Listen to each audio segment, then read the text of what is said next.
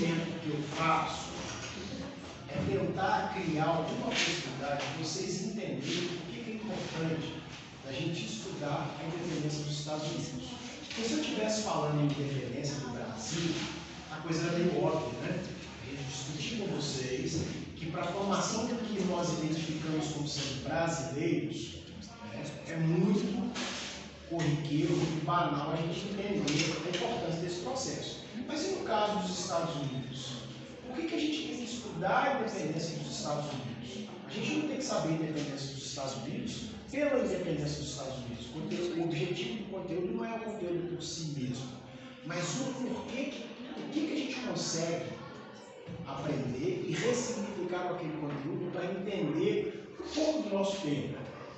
E a grande questão que aparece, que eu no primeiro momento tratei isso com vocês, é porque ela foi de fato um processo revolucionário que colocou em prática pela primeira vez todos aqueles ideais do iluminismo. Porque a gente tinha trabalhado com vocês nas revoluções burguesas, em que a burguesia foi a grande promotora das transformações, mas eu falei de Revolução Industrial, falei de Revolução Francesa, falei de Revolução Inglesa, mas a Revolução Inglesa e a Revolução americana, especificamente nos Estados Unidos, ela é extremamente interessante porque ela coloca fim a uma marca muito específica do antigo regime, que era o colonialismo. Eu lembro, não sei se vocês vão se lembrar, uma das marcas do antigo regime era a política econômica do mercantilismo. E o mercantilismo, ele se fundava, era um capitalismo que se fundava muito na atividade comercial. E os países que surgiam para poder se enriquecer, se consolidar, eles tendiam a dominar outros territórios, para que nesses outros territórios eles pudessem fazer um comércio privilegiado. Você pega no caso do Brasil, né? Portugal dominava o Brasil porque ele produzia aqui no Brasil o que faltava lá na Europa e que ele poderia vender lá na Europa com uma margem de lucro. Então ele produzia açúcar aqui no Brasil, não é porque os brasileiros eram forníveis, tinha que comer muito açúcar. Não, é porque tinha demanda de açúcar lá na Europa e eles não conseguiam produzir açúcar com cana, porque o clima lá não permite. Eles adoçavam com açúcar de beterraba, com mel. Então existia um mercado muito forte. Então o que eles faziam? Produziam esse açúcar aqui, compravam esse açúcar barato aqui, levavam para a Europa e revendiam mais caro. Então a colônia ela tinha um sentido de complementar a economia da metrópole. Então todos os países daquele período tendiam a ter uma colônia. E os ingleses tiveram sucesso nisso. Tá? Os portugueses tinham uma colônia na América, no caso do Brasil, os espanhóis tinham um montão, né, que virou um monte de país. Os holandeses também tiveram, os franceses tiveram, inclusive disputaram o Brasil com os portugueses, e os ingleses tinham a Jamaica, tinham as 13 colônias lá da América do Norte. Só que essas colônias da América do Norte, elas se revelaram como um caso muito especial, porque do ponto de vista da política mercantilista, que era ter um território em outro lugar, para complementar a economia da colônia, aquele território não ajudava muito. Porque basicamente o que se retirava ali de riqueza cambiável, comercializável, ou não adquiria muito valor nos mercados europeus, ou era passivo de produzir lá. Então lá ficou uma possessão inglesa, mas que não atendia ao interesse econômico tão visceral como era, por exemplo, a Jamaica. Então ali, desde a sua formação, a região onde é parte dos Estados Unidos, nas 13 colônias, ali foi um processo de ocupação colonial, mas para atender muito mais uma função política, porque a Inglaterra estava passando por muitas transformações, né? Da Revolução Inglesa, das guerras com a França, da Revolução Industrial, que já estava dando seus primeiros, né, passos lá. Então tinha muito problema de conflito religioso, conflito político, disputa de poder. Então muita gente não percebia a Inglaterra como um lugar bom para viver, mas eram ingleses. Então qual que era a alternativa? Se o território inglês era ampliado, porque tinha uma colônia lá na América, muita gente saiu da Inglaterra e migrou para a Europa para experimentar um pouco mais de liberdade, um ambiente menos sufocante que o ambiente inglês. Tá? Então, ela funcionava como uma espécie de, vamos dizer assim, escape social, escape político, para que as pessoas que não se adaptavam, que não conseguiam viver sobre o governo inglês, se afastando um pouco do centro de poder, tivessem uma condição mais especial de vida. Por isso que os primeiros colonizadores dos Estados Unidos, eles iam muito imbuídos, não diferentemente do que aconteceu na América do Sul, como no Brasil, mas lá especificamente com os protestantes, eles iam para lá para poder experimentar uma certa liberdade religiosa, porque as matrizes religiosas protestantes da Europa, especialmente no estado da Inglaterra, elas, por terem uma certa preponderância, existe muita rivalidade entre elas, eles tendiam a se perseguir, inclusive com conflitos de matar uns aos outros. Então, ao migrarem para os Estados Unidos, dificuldade em comunidades religiosas para se estabelecerem com uma liberdade de culto, com uma outra percepção, com uma certa liberdade, foi um fator fundamental no processo. Então, a ocupação dos Estados Unidos foi completamente diferente quando se comparado às colônias espanholas, inglesas, francesas e portuguesas na América, em que elas atendiam fundamentalmente o objetivo econômico, gerar excedente comercial para a matriz europeia. Então esse foi o caminho dos Estados Unidos.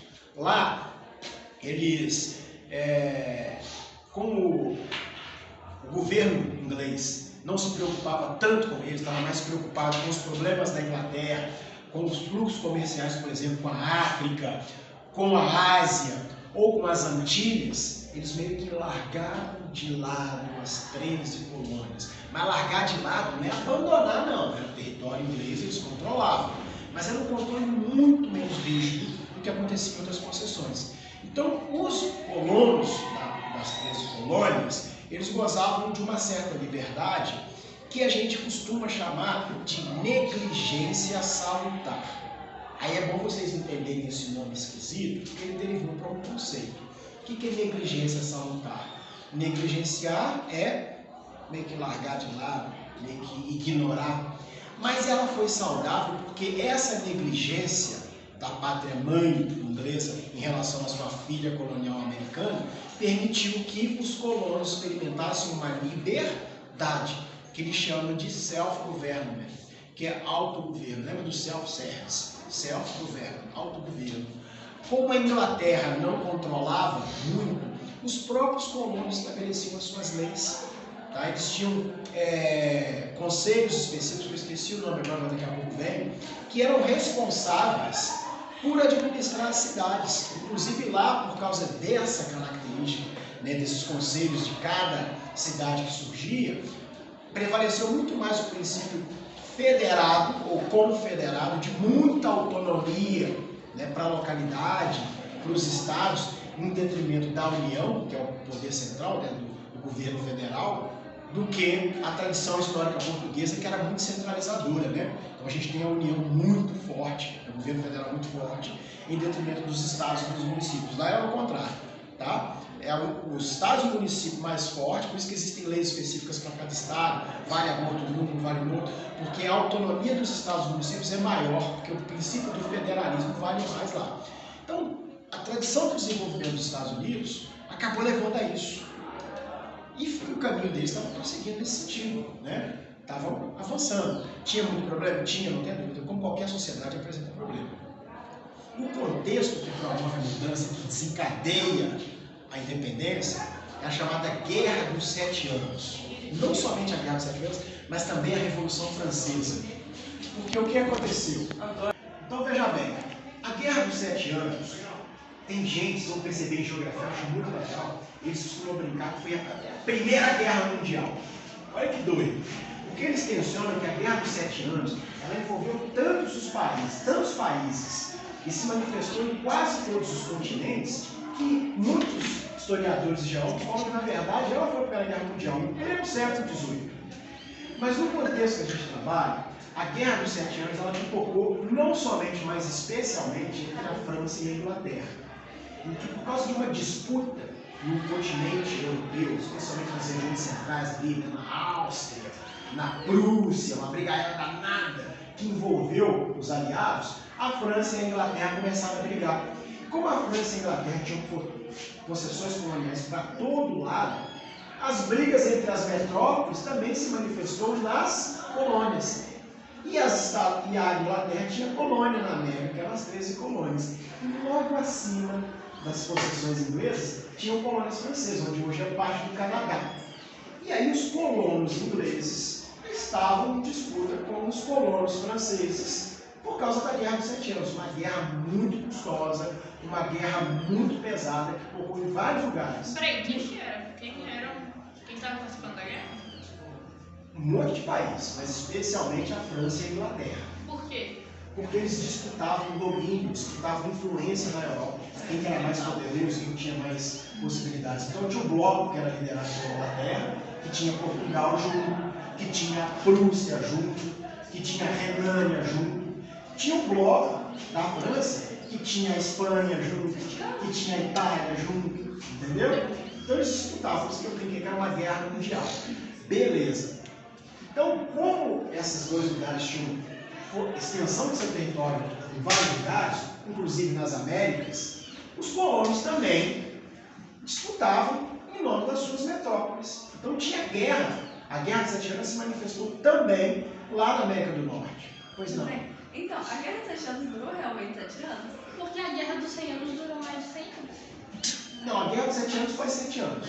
Tá? 7 anos nem contadinho, né? Tá? Mas 7 anos sim, intervalo, né? Mas 7 anos. A Guerra dos 100 Anos, você sabe, um período gigantesco, cheio de paradas, períodos de uma relativa paz, depois pipocava de novo, mas o período de beligerância foi muito grande, ultrapassou esse período todo. É aí que, inclusive, fortalece a formação da França como país. Né? Vamos lá. Aí o que rola? Essa guerra se manifestou também nas colônias. E lá, nos Estados Unidos, na América do Norte, a colônia francesa fazia divisa com a colônia inglesa. Então os colonos ali brigaram e se envolveram na Guerra dos 7 Anos. E no final a Inglaterra ganhou. A Inglaterra foi a vencedora. Só que como a guerra foi muito onerosa, os dois países saíram muito combalidos, muito deficitários. Qual foi a estratégia dos ingleses?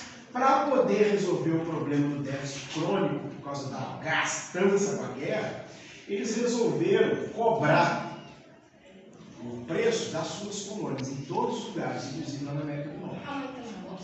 Aumentar imposto, aumentar o pacto colonial, arrochar o pacto colonial, controlar mais a colônia para poder oferir lucro lá, mais lucro lá, porque eles ganhavam pouco. Então eles resolveram fazer nas 13 colônias o mesmo que eles faziam na Jamaica, o mesmo que Portugal fazia no Brasil, que a Espanha fazia no Vice-Rei da Prata, por exemplo, entendeu?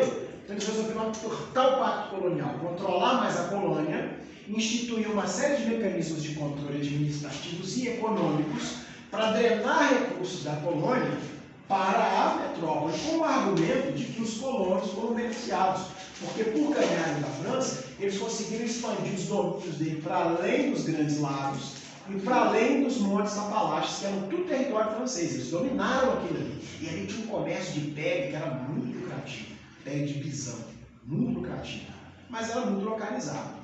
Só que o problema todo é que essa controle inglês se chocou com a tradição dos colonos, que era do quê?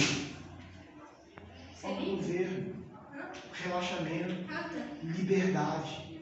Então, quando a Inglaterra começa a controlar, instituir monopólios, tá? Por exemplo, do chá, só poderia comprar chá da companhia inglesa.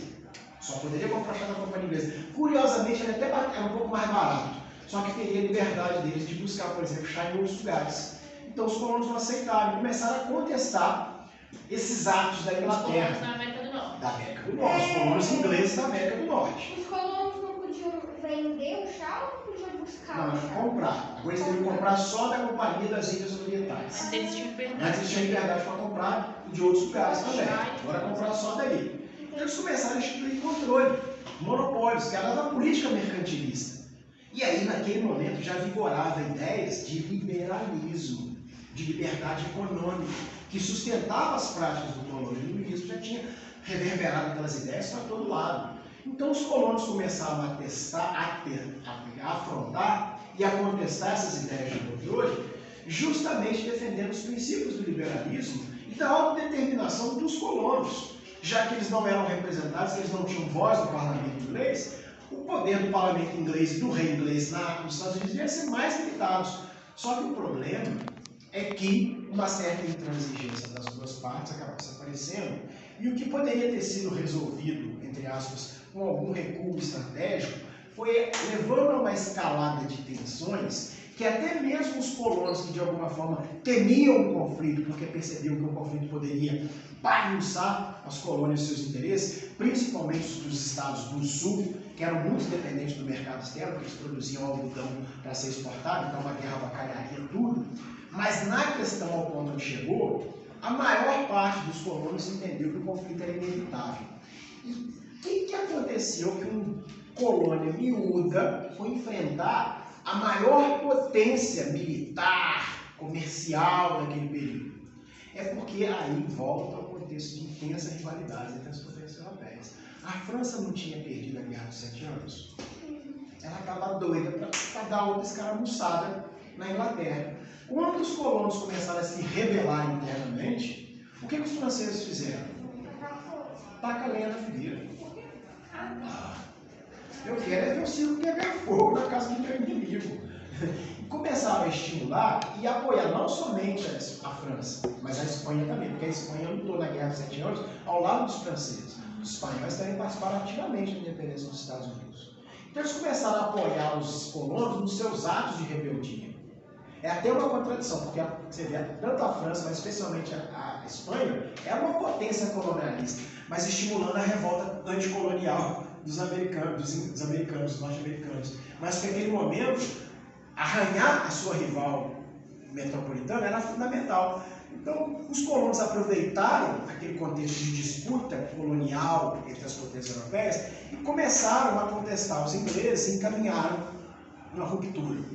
E a escalada foi tão marcada que os primeiros movimentos dos colonos em relação à Inglaterra foi de tensão, de uma certa contemporização. Tentaram estabelecer um diálogo para tentar frear aquele avanço. Não estou colocando eles na posição de vítimas, mas é porque o diálogo estava tão cerrado que não conseguiu. É somente no segundo congresso, quando já tinham começado as escaramuças entre os colonos e os metropolitanos, é que eles de fato percebem que não existia outro caminho. O caminho era o enfrentamento e a proclamação da independência. Só que qual que foi a diferença da independência? Ali eles tiveram a oportunidade de, pela primeira vez, colocar em prática muitos daqueles princípios iluministas de república, de partição de poderes, né, de autogoverno, de liberalismo. Então, a Revolução Americana, a independência dos Estados Unidos, do ponto de vista prático, ela foi um farol contra as lutas anticoloniais, as lutas coloniais, anticoloniais, por exemplo. Porque até então, você tinha aquilo só no mundo das ideias, como as teorias dos iluministas. Quando os americanos resolveram fazer isso, enfrentando justamente os ingleses, e conseguiram ter êxito, o imaginário, a representação disso no mundo colonial foi brutal. Tanto é que um dos primeiros reflexos acontece aonde? Em Minas. A Inconfidência Mineira, tá? É o Tomás Antônio Gonzaga, ele foi comissário dos Inconfidentes para tentar contato com os norte-americanos para que na eventual contestação do colonialismo português aqui com a Inconfidência, os americanos apoiassem a independência do Brasil, que era uma parte do Brasil, de Minas Gerais, Minas de São Paulo e do Rio de Janeiro. Então, esses ideais, eles fomentaram as lutas anticoloniais, porque agora tinha um horizonte para se estabelecer uma possibilidade disso. Você falou da Inconfidência, teve alguma coisa de conjuração também, não teve? É porque a Inconfidência, do ponto de vista terminológico, o pessoal gosta de falar de conjuração. Inconfidência é o termo que cristalizou. Mas conjuração, porque é um termo vinculado, deixa eu ver se é o contrário. Porque o termo conjuração, para as nomenclaturas portuguesas, é um termo depreciativo, como se os conjurados fossem traidores, entendeu? Então eles falavam inconfidência. O que é inconfidência? Aquilo que você não fala, é segredo. Mas então, uma conjuração é inconfidência mineira coisa? Você pode falar Inconfidência Mineira, Conjuração Mineira. Tanto é que tem a de 1789, que é a mineira, e a de 1798, que é a baiana, que é até mais ousada. né? Mais ousada, ainda mais popular. Mas a mineira foi a primeira. E não aconteceu. Ela nem estourou, né? Nem aconteceu. Ela foi só uma tramóia. Mas ela teve delação premiada do Joaquim Silveira dos Reis, de Barbacena. Barbacena, ele delatou, e aí dançou todo mundo. Antes mesmo dela acontecer, mas eles conspiraram. Na Bahia ela teve um ensaio um pouco maior, e ela tinha um caráter mais popular. Mas isso serviu como farol. Então a independência dos Estados Unidos estabelece isso. Agora tem uma duplicidade. Eles conseguem a independência deles, começa em 776 e vai até 1783. Três ou um? Vai ter que olhar ali, não lembro, enfim. Logo depois que isso acontece, os americanos começam um processo de expansão territorial vertiginoso. Vocês vão olhar no mapinha, as 13 colônias eram pequenininhas, eram territórios pequititinhos. Em questão de menos de um século depois, eles já estavam lá na costa oeste, lá na saída do Pacífico. Lá na saída do Pacífico. Então houve um far oeste, uma marcha para o oeste, né, muito alicerçada nesses ideais de autodeterminação, né, de liberalismo, de se autofazer, de explorar economicamente, de colocar tudo a seu serviço, do capitalismo como se desenvolver. Então eles começaram essa expansão de dominar a região. Então houve uma imigração europeia gigantesca para as 13 colônias. Então aquele excedente populacional que foi para lá, evidentemente o próprio governo americano estimulou que eles fossem ocupando as terras para além do Vale do Rio Mississippi e expandindo o território, que era território indígena e espanhol. Então eles começaram a negociar, comprar território da Espanha, comprar território da França, comprar território do México, comprou uma parte, depois tomou o território do México, porque na Constituição norte-americana dizia que qualquer território que tivesse não sei quantos por cento de americanos e resolvesse formar sua independência e aderir à União, o que é a União? Os Estados Confederados Norte-Americanos, teria o apoio dos Estados Unidos. Então eles foram conquistando o território em muito pouco tempo e viraram aquele colosso. E logo depois partiram para a expansão da sua economia para além da sua área, que é o imperialismo norte-americano, que tornou, em um horizonte de pouco mais de 150 anos, os Estados Unidos a maior potência do mundo. Então é muito interessante dar isso. Então o que a gente vai fazer? Para não ficar essa conversa assim, mais aleatória, mais introdutória, nós vamos ver um videozinho do Nerdologia, de novo, que é curtinho, 9 minutos, mas ele vai tentar sintetizar isso para a gente, beleza? E nós vamos nos aproximar de novo desse assunto com o livro de dados, porque eu vou projetar um resumo que eu fiz para vocês, e o resumo eu subtraí os conceitos e coloco eles embaixo nas caixinhas. Então vocês vão reescrever o resumo, que é pequenininho, mas aí colocando as palavras no lugar certo para dar uma coerência no resumo. Beleza? Então vamos lá, para o vídeo. Professor,